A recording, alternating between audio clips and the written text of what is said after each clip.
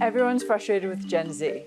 It's all anyone's talking about. You start talking about other worldly concerns like climate change or inequality, and then everyone just wants to complain about their young workers.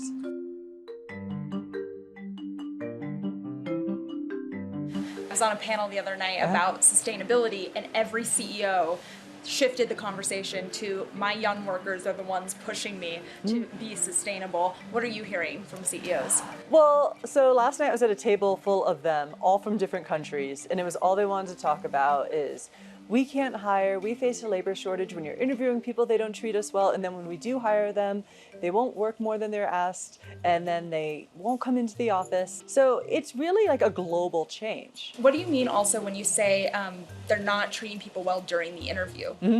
Well, everyone had stories of interviewing people and being ghosted. And like countries that have traditions of being very polite and responsive. Let's say I was interviewing for a job. The idea is that I would just ghost the potential employer. Yeah, like after you get an offer or even after you've signed a contract.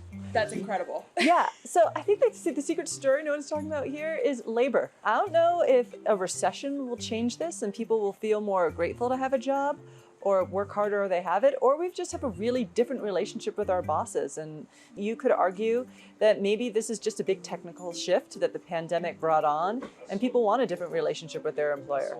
Myself and a lot of my friends are in our mid to late 20s, and we're working hard. We're going in the office 5 days a week. My theory with Gen Z people I know is like everything people complain about with Gen Z doesn't really apply to anyone I know. All the people your age who I work with are really hardworking, responsive, they take feedback well, they don't want to push everyone into political opinions.